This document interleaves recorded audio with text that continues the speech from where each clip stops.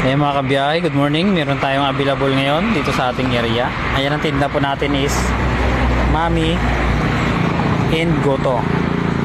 Ito mga kabiyahe, plain lugaw lang ito siya. Ayan, lugaw lang yan siya, plain lugaw. Kapag hinaluan po natin ng ganito, ayan, ayan, di mabuksan. Laman loob po yan ng baka. Beef po yan. Yung ginagamit natin dyan is Goto na po yung tawag sa kanya. Ayan, bali plain lugaw 15 pesos. Then yung laman loob natin 15 din. Bali 30. At meron din po tayong plain lugaw with egg, 30 rin po yan. Bali mga jumbo na itlog yung gamit natin. 15 pesos din po yan. Ayan, parang combo siya 30 pesos.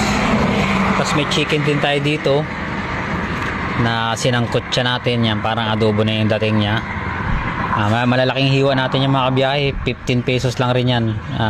Partner niya yung lugaw natin, 30 pesos lang rin. Tapos ayan, pag pagsama-samahin nyo yung mga kabiyahe, busog na po talaga kayo. Then meron tayong tinapay dito na tag 4 kasi ito mga kabiyahe. Bili natin 4 pesos, pero ginawa na natin 5 pesos sa binta natin. Tubo na lang tayo ng piso kasi pampagana lang naman yun sa mga kaibigan natin na kumakain dito. Huwag na tayo tumubo dyan ng malaki. Okay na yan, piso-piso. Tapos meron tayo ditong Mami. Yan, tinatawag namin na Mami na fresh Mickey.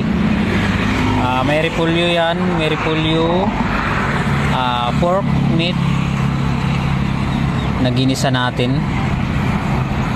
Ayan, 30 pesos naman po yan dyan. Kasi medyo malaki-laki konti ng puhunan dyan kaysa sa lugaw. Ayan. Ito yung sinasabaw natin mga kabiyahe sa Mami natin. Ayan, beef yan mga kabiyahe na buto-buto ng beef na pinakuluan. Yan, ang gawa natin.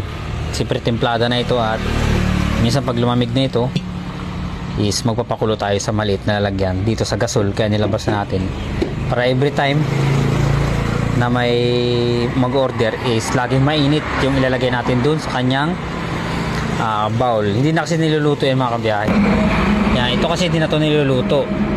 Bali malambot naman yung Mickey niyan at luto na rin naman yung meat niya. Yan, bubuhusan na natin na mainit na sabaw na kumukulo para ready to eat na siya. Ayan.